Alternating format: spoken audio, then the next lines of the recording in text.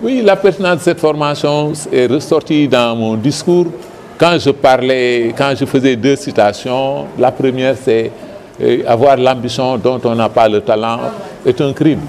Cela veut dire que beaucoup de jeunes s'exercent dans les métiers du cinéma et de l'audiovisuel, mais n'ont reçu aucune formation. Et ça peut créer des dégradations nocives par rapport à leurs objectifs, par rapport également à l'information en direction des populations qui ont besoin d'être conseillées correctement. Parce que n'oublions pas qu'en dehors même du côté esthétique, l'art également a une fonctionnalité. Ça, la fonction sociale, la fonction politique, la fonction économique, etc., la fonction pédagogique. Donc, il faudrait également que les acteurs culturels parviennent à contribuer à la transformation sociale en impulsant en tout cas la prise de conscience, en posant les problèmes tels qu'en tout cas on aurait souhaité les avoir.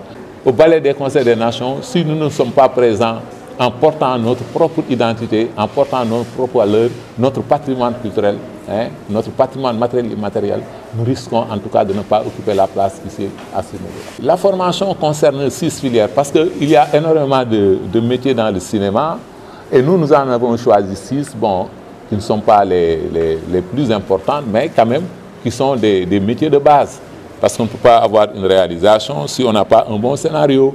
Donc on va former dans la filière des scénaristes, on va former également dans le domaine de la réalisation parce que le réalisateur c'est pratiquement la locomotive d'une œuvre cinématographique. Donc il faut former à ce niveau-là. Il faut former également dans le domaine du cadrage, ce qu'on appelle les caméramans, parce que pour avoir de bonnes images, il faut bien cadrer. Il y a ce qu'on appelle le vocabulaire du cinéma. Ces jeunes ne comprennent pas ça. Il faut également former dans le domaine de l'éclairage parce que la lumière joue un rôle très important dans la prise de vue. Donc il faut qu'ils comprennent quel est le rôle de l'éclairage, le rôle de la prise de son. Parce que ces deux, par exemple, au niveau des candidatures, c'est les filières qui ont été les moins sollicitées parce que beaucoup de jeunes ne comprennent pas. Mais après avoir discuté avec eux, ils ont pris conscience et il y en a qui sont inscrits au niveau de ces filières-là. Mais c'est une initiative qui est à saluer. Et je pense que c'est la raison pour laquelle, quand le projet a été présenté, dans le cadre de la gestion 2016 du FOPICA, il a tout de suite été sélectionné parce que il faisait partie des meilleurs projets. Et l'autre aspect, c'est un projet qui rentre en droite ligne dans la stratégie de territorialisation des politiques publiques en matière de relance et de développement du cinéma et de l'audiovisuel au Sénégal. Et je pense que c'est un projet modèle pour le moment, on est en train de l'expérimenter. Et si ça marche bien, on essaiera de voir comment faire pour le dupliquer un peu à travers les autres régions du Sénégal, parce que c'est un élément qui nous semble extrêmement essentiel.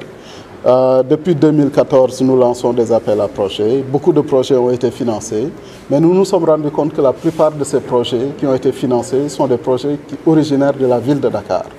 Or, quand on veut développer une politique cinématographique équilibrée, dynamique et performante, je pense qu'il est important de tenir compte des spécificités de chacune des régions du Sénégal. C'est la raison pour laquelle nous essayons. C'est une première étape. Il y a d'autres projets qui ont été financés, qui proviennent d'autres régions. Et je pense qu'au bout du chemin, on va quand même parvenir à rééquilibrer les choses et faire de telle sorte que les acteurs du cinéma et de l'audiovisuel qui résident dans les régions ne soient plus obligés d'aller s'implanter à Dakar pour pouvoir pratiquer leur métier. Qu'ils puissent rester chez eux, faire ce qu'ils ont à faire, parce qu'il est important qu'ils soient dans les régions. Déjà, ça permet, à travers leurs œuvres, ils pourront valoriser les décors naturels de tournage qui existent dans ces régions. Et quand on parle de décors naturels de tournage, ce sont des gisements d'or pour nos cinématographies. Ensuite, l'autre aspect, c'est vraiment tout ce qui concerne la valorisation du patrimoine matériel et immatériel. Et ce sont autant d'éléments qu'il faut valoriser pour permettre de renforcer la qualité, de bonifier nos films et leur permettre d'avoir de meilleures chances pour compétir à un niveau national et international. Et justement, pour le moment, quelle appréciation faites-vous des productions au niveau national ? De quelles productions? Qui ont été financées? Oui, de téléfilms notamment, on en voit beaucoup maintenant.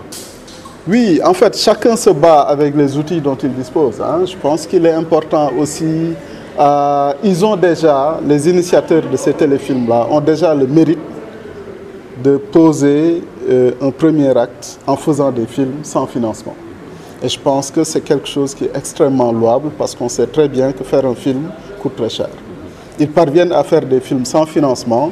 Maintenant qu'un dispositif de financement existe, je pense qu'il faut réfléchir sur une stratégie pour les accompagner et leur permettre de renforcer leur capacité afin de faire des films de meilleure qualité qui pourront, au-delà de nos chaînes de télévision et de notre marché national, qui pourront compétir et aller conquérir les marchés internationaux, comme c'est le cas dans toutes les cinématographies du monde. Vous avez financé cette formation à hauteur de combien de millions?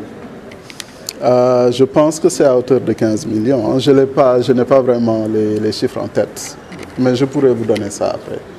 Mais ce que je peux vous dire, c'est que véritablement, les projets sont financés de manière substantielle parce qu'on veut leur donner toutes les chances de réussir. Tu vois. On ne veut pas faire du saupoudrage, donner pour donner, histoire de dire aux gens qu'on a donné. Mais quand on finance un projet, on veut lui donner les moyens de réussir. Et ça, c'est vraiment la raison pour laquelle, même en 2017, les plafonds ont été relevés. Parce qu'aujourd'hui, pour les projets de production de films, par exemple, le FOPICA est en mesure de donner jusqu'à 150 millions de francs CFA. Que ce soit pour les projets de production de films, comme pour les projets de construction de salles de cinéma. Maintenant, on ne finance pas intégralement les projets. C'est juste un concours. Et normalement, dans le dossier du projet, on demande un plan de financement. Et le plan de financement, c'est pour montrer qu'il y a des partenaires diversifiés et que chaque partenaire apporte quelque chose au projet.